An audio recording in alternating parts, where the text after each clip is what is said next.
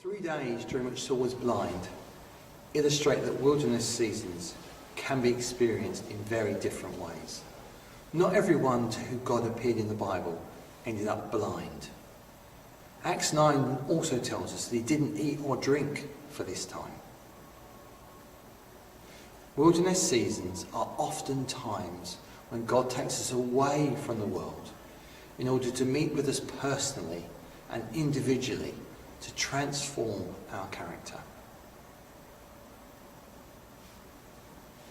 Saul reminds us of Jonah, who refused to go to Nineveh, but rather headed for Tarshish, which is in the opposite direction, spending 3 days in a whale's stomach, another form of being in the wilderness, which was instrumental in the change of his character and his ministry in Nineveh. Being blind for 3 days and having to humble himself before the very Christians he wanted to imprison and murder seems to be the best antidote for Saul's arrogance, pride and misguided zeal. Saul's character had to be transformed before he could be of any use to God. We all go through wilderness seasons in different ways. It's apparent that God's revelations in our lives can be followed by seasons of wilderness, the purpose of which are to prepare us to serve him in new, different ways. Saul is challenged not only to humble himself to the men who served him, but also to the very Christians he tried so hard to persecute and exterminate. A relationship with God can only be built on personal encounter with God, in just the same way that any relationships we have rely on personal encounters.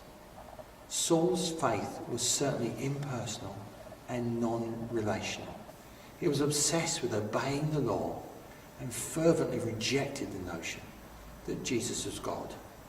So God got Saul's attention in a dramatic way. He blinded him for 3 days.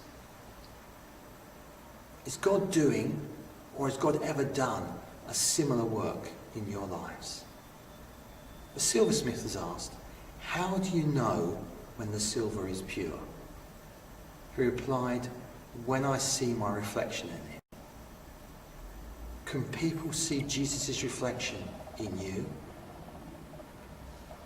Can you look back and spot how God has transformed you through struggle and difficult times? It would be good to spend some time to examine ourselves now and see where God is wanting to transform us, has been transforming us, and will be transforming us.